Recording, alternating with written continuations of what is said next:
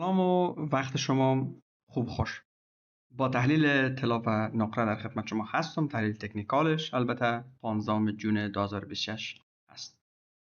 دوستان عزیز، پس از حرکت های خیلی قوی تقریبا میشه گفت که طلا تمام او فایده که برای اکثریت که خوب وارد شده بودن ارائه کرده بود پس گرفت. البته این دلیلش برداشت فایده هست. اگه یادتان باشه در این نقطه بود که میبخشین روی 4 نقطه هستیم.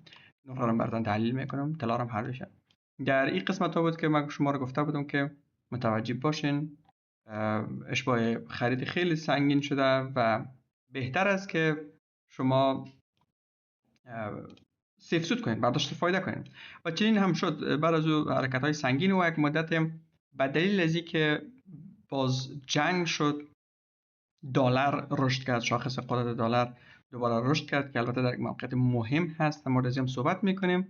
طلا و نقره به می شکل مان و حتی انرژی خود کمتر کرد. یک بخش از این برمیگرده به این که خب ما حرکت های سرمایه را میبینیم. شرکت های بزرگ، نهنگ ها، انستیتوت ها سرمایه خود را همیشه انتقال میتن. یک دفعه میرن وارد طلا، از طلا وارد بیت کوین، بعد از وارد سهام، بعد از یک بخش دیگه، بعد از وارد دلار. خلاصه به این رقم با انتقال سرمایه، پول هوشمند یا اسمارت منی که هست، اونا پول میسازن. و اون جایی بود که من شما رو گفتم سیف سود کنید. حالا از نگاه فاندامنتال من دیدگاه من این است که در یک مقطع از زمانی امسال دوباره طلا رشد خواهد کرد. بله، رشد خواهد کرد و این سبب بالا تماس به قیمت‌های بالاتر میشه. این که وضعیت واسه چگونه میشه از نگاه فاندامنتال، از نگاه ژئوپلیتیکی و از نگاه تکنیکال، از نگاه بحث تقاضا و عرضه تمامش در نظر گرفته و در تحلیل‌های آینده هم در خدمت شما خواهم بود. برای فعلا چیزی که حالا اطلاعات نشان میده، چینایی ها، حالا آسیایی ها در کل زیادتر خرید کرده رئیسن، خصوصا بانک مرکزی چین متواتر طلا خرید میکنه، در حالی که میبینیم اروپایی ها و آمریکایی ها یک تعداد فروخته است. حالا انتقال ما باز بردان میگونم انتقال سرمایه از این حرکتی که پول خیلی زیاد داد دیگه سیف سود میکنن. وقتی که در هدف های بالا رسید کسی باز منتظر نمیتونه نمیباشه. در کل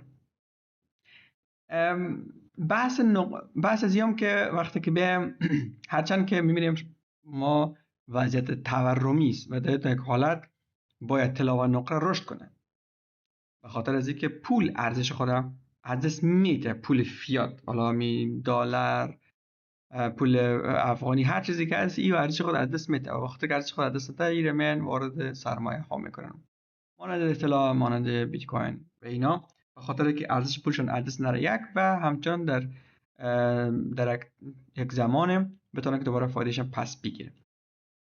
بحث شاخص قدرت دلاری که قدرت پیدا میکنه به خاطر جنگ، این هم یکی از دلایل خیلی مهم هست. به خاطر از اینکه طلا رشد نمیکنه وقتی که جنگ میشه، خب سرمایه گذارا خاصیتشان برای فعلا از یک مدت طولانی تا فعلا همونطور بوده، در آینده ها شاید تغییر کنه رفتارشان، اما از گذشته ها تا فعلا همین رقم بوده که پول وارد دلار میشه، پول نقد میکنن و منتظر ازی هستن که حرکت بعدی به کدام طرف میشه تا ای که خرید کنن. اما رقمی که مثلا در بازار کریپتو ما میبینیم که وقتی که وضعیت خراب است پول یا وارد بیت کوین میشه یا ای که حتی از بیت کوین هم خارج شده وارد استیبل کوین ها میشه. یعنی نقدینگی، پودر گن پاودر میخواستم براتون بگم، بارود در کنج ماندگی است و هر زمانی که آماده حمله شدن وارد میکنن و بوم بوم بوم بوم بوم بازار میترکانن، منفجر میکنن، انفجار قیمتی.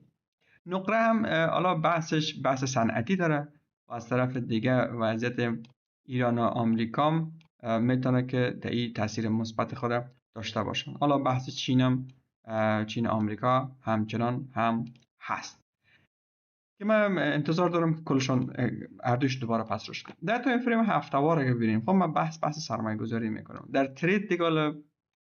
تایم فریم های کوچکتر هم من خدمت شما هستم میارم. ببینید در هفته‌وار آمده یک مووینگ اوریج خیلی اساس تماس کرده، ما یک انحراف در پایینش داشتیم و برگشته بالای او و کندل این هفته دقیقاً از اونجا شروع میشه، از روی اونجا.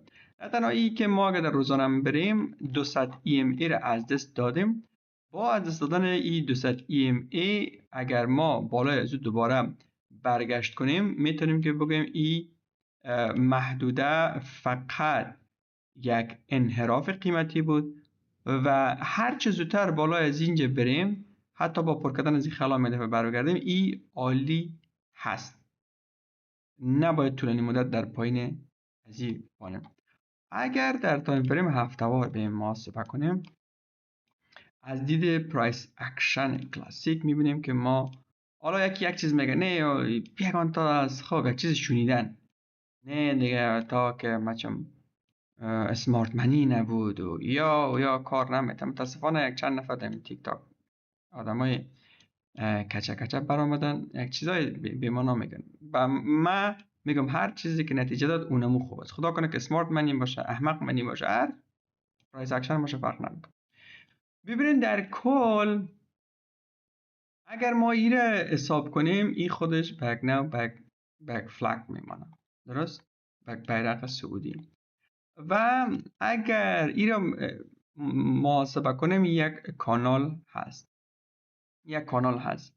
ما بیت کوین 4000 را یک مزرعه هست که بیت کوین تحلیل کردیم، طلا را در محدوده 4000 یک تماس کرده پس برگشتیم و ای که خود بیه در ساحه براتون بگویم که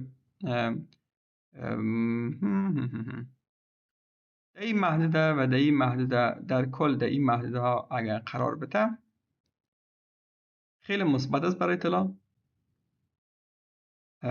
طلا مثبت هست.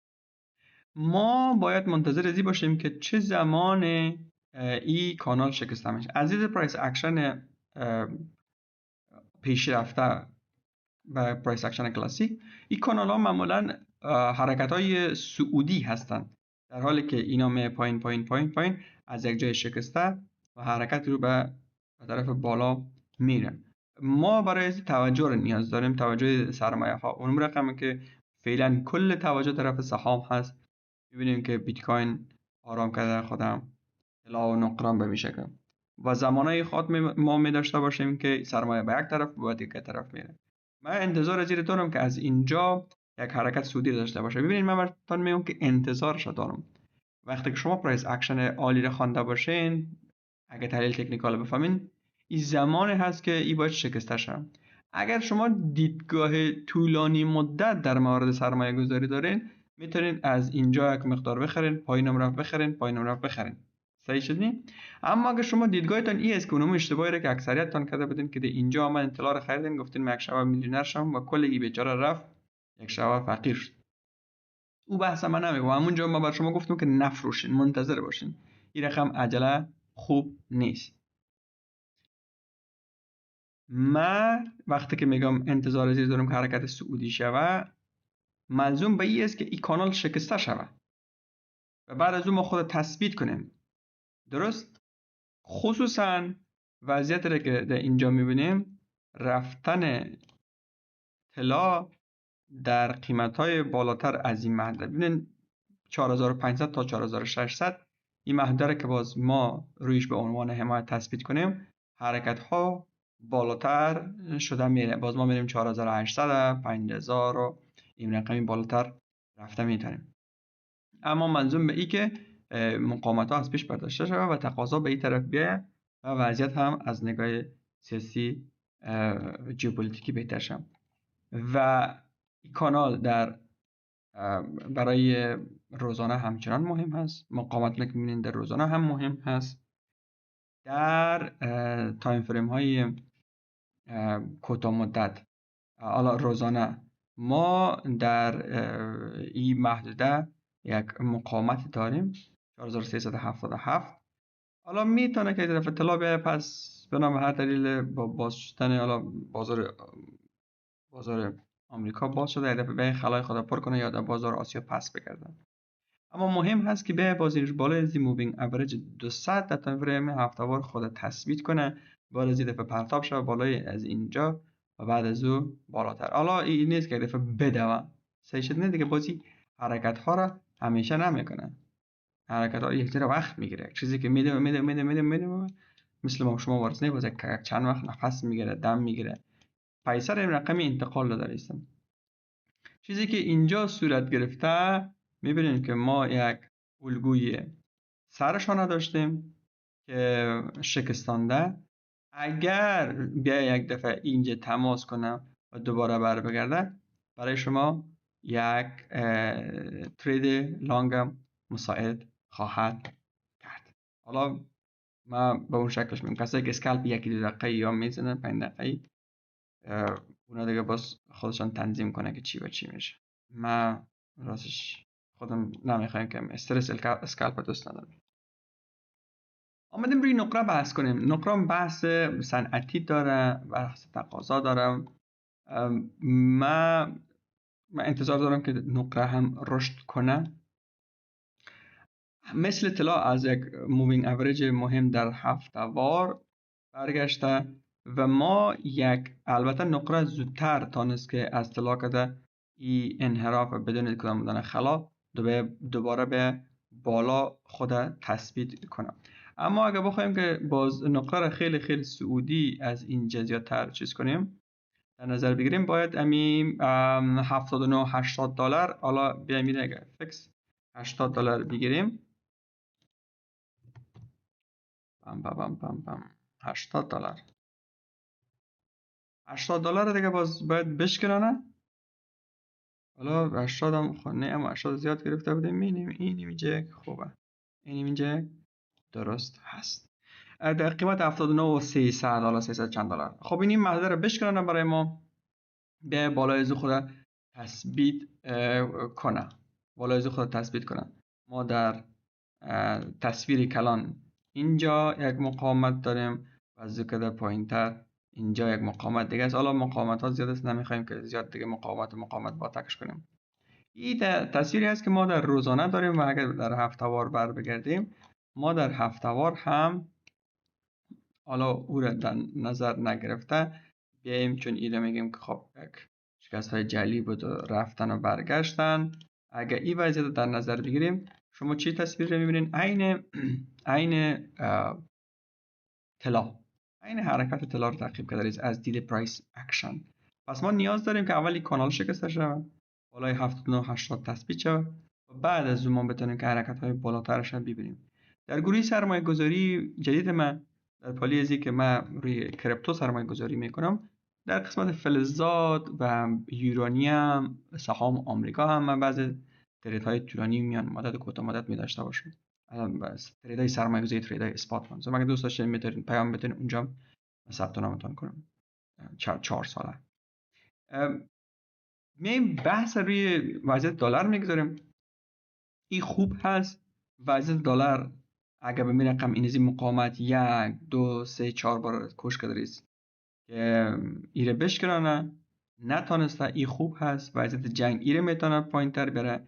جلسه FOMC میتینگ، جلسه ای که ما تاریخ 17 داریم، فردا موضوع نرخ بهره بانک ژاپن هست. تا برای بازار بسیار زیاد مهمه. از این خاطر میتونم که بعد از این جلسه ها باز با تحلیل جدید در خدمت شما باشیم. این دلار پایین رفتنش، شکستن این کانال خیلی خوب است برای طلا، برای تمام بازارهای خطرپذیر مثل سهام و کریپتو و همچنان برای طلا، چون یک رابطه معکوس داره و تاثیر خود روی یک سیگنال میده به بازار که قرار است فدرال رزرو مثلا نرخ بهره کاهش بده. یکی چی میکنه؟ کوین وارش رئیس جدید روز چهارشنبه از میشنیم که چی دیدگاه در مورد بازارها داره و قرار است که نرخ بهره آیا کاهش بده یا نه، که من انتظارش ندارم کاهش بده، اما در آینده ها دیدگاهش چگونه هست اون میتونه که روی بازار تاثیر خوب عمیق داشته باشه. موفق باشید.